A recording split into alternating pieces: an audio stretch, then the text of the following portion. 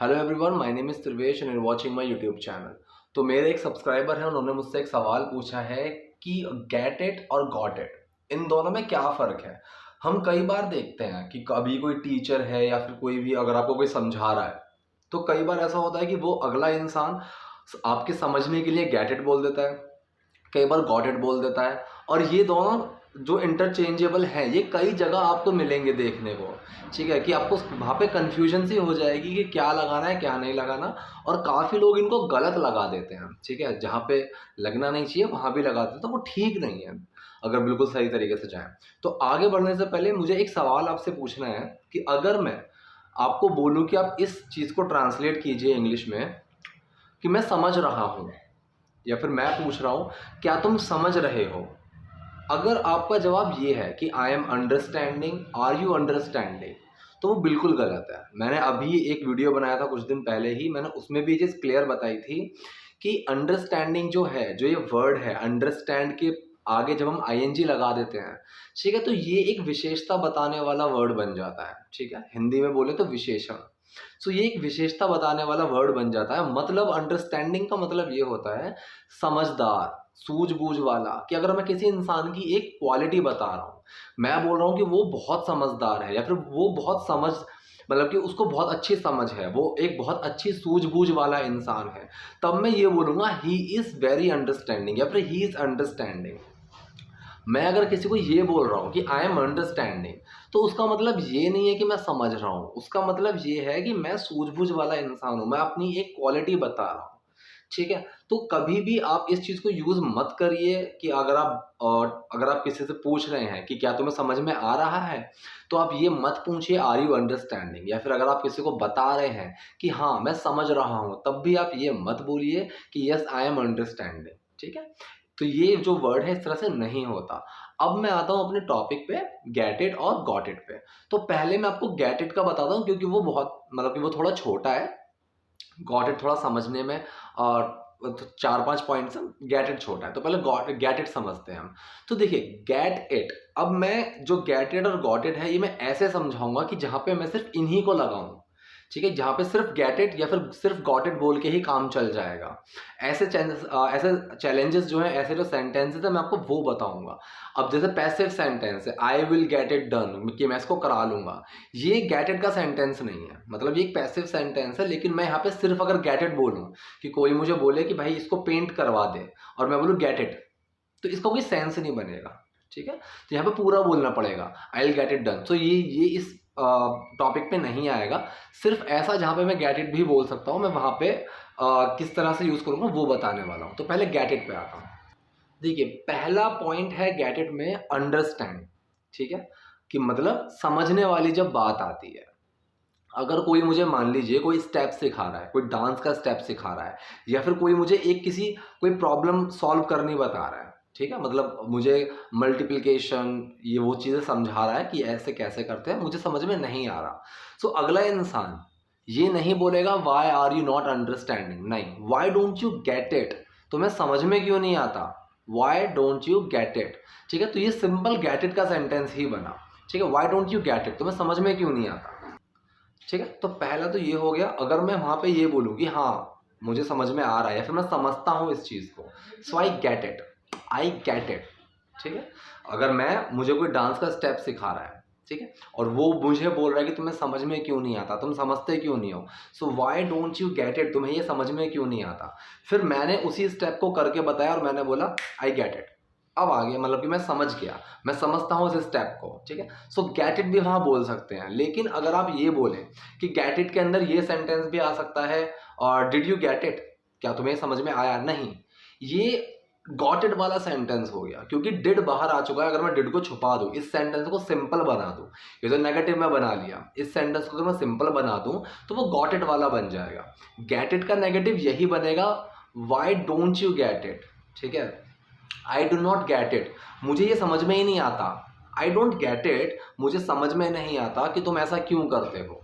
ठीक है, I don't get it, तो ये सिंपल गेट इट वाला सेंटेंस बना। ठीक, अब मैं गेट इट के ही सेकंड यूज पे आता हूँ कि जहाँ पे गेट इट का हम यूज करते हैं, वो सेकंड कंडीशन क्या है? वो सेकंड कंडीशन है जहाँ पे मैं अपने से बड़े या फिर अपने किसी बराबर के इंसान को कुछ समझा रहा हूँ, ठीक है, और उनसे पूछ रहा हूँ कि समझ आया?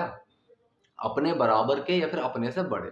अगर मान लीजिए मैं कोई मीटिंग ले रहा हूँ और वहाँ पे सब मुझसे सीनियर बैठे हुए हैं, तो मैं वहाँ पे अगर उनसे पूछूँ कि एवरीवन गेट इट, कि भाई सब लोगों को समझ में आया, तो वहाँ पे गेट इट का यूज होगा। गॉट इट जो होता है वो बहुत कैजुअल होता है। हम अपने से बड़े या सॉरी हम छोटे से ही ये चीज बोलते हैं, लेकिन अपने से बड़े या बराबर वालों के लिए हम गेट इट का यूज करते हैं। गेट इट, गॉट इट नहीं आता वहाँ पे, ठीक है। सो ये हो गया गेट इट का सेकंड। पहला क्या था? वहाँ पे सिर्फ समझने की वाली ही बात होती है कि Y don't you get it, तुम्हें ये समझ में क्यों नहीं आता? I did not get it, या फिर गेट इट, समझ में आता है मुझे, इस तरह से। सेकंड कंडीशन हुई हम ये चीज़ बोलेंगे या तो अपने से किसी बड़े या फिर अपने बराबर वाले के लिए, ठीक है। वहाँ पे हम ये गेट इट का यूज़ करेंगे। अब मैं आता हूँ गॉट इट पे, ठीक है। अब देखो, गॉट इट में पहला पॉइंट है अंडरस्टैंडिंग का ही। अगर मुझे ये बोलना है समझ आ रहा है समझ, सो वहाँ पे मैं गेट इट का यूज़ करूँगा, गेट इट, क्योंकि वो मैं प्रेजेंट के टेंस में बात कर रहा हूँ। लेकिन अब आप कॉमन सेंस लगाइए कि दोनों सेम साउंड, मतलब दोनों सेम सेंस दे रहे हैं ना। अगर मैं कुछ समझा रहा हूँ आपको और मैंने आपसे पूछा गेट इट, समझता है तो इस बात को, और मैंने पूछा गॉट इट, समझ आई, तो मैं ये तभी बोलूंगा जब मैंने कोई एक बात कंप्लीट कर दी है, ठीक है। सो गेट इट या गॉट इट, मीनिंग दोनों सेम लेकर चलते हैं, फर्क मैंने हल्के हल्के बता रहा हूँ। सो गॉट इट का जो पहला पॉइंट है वो अंडरस्टैंडिंग का ही है कि अगर मैं गेट इट जो है वो प्रेजेंट फॉर्म है और गॉट इट जो है वो उसकी पास्ट फॉर्म है, तो अगर मैं उस चीज को पास्ट में ले जाकर पूछ रहा हूँ कि भाई समझ गया, गॉट इट, ठीक है। और मैं बोलूँ आई हैव गॉट इट या फिर आई गॉट इट, दोनों सेम है, आई हैव गॉट इट या आई गॉट इट, कि हाँ मैं समझ गया, मुझे समझ में आ गया। तो ये तो हो गया इसका पहला यूज, ठीक है। सेकंड गॉट इट का यूज होता है कोई आइडिया या फिर कोई भी चीज पुरानी याद आना या फिर कोई भी चीज याद आना, कि मैं कुछ याद करने की कोशिश कर रहा हूं और मुझे वो याद नहीं आ रहा, ठीक है।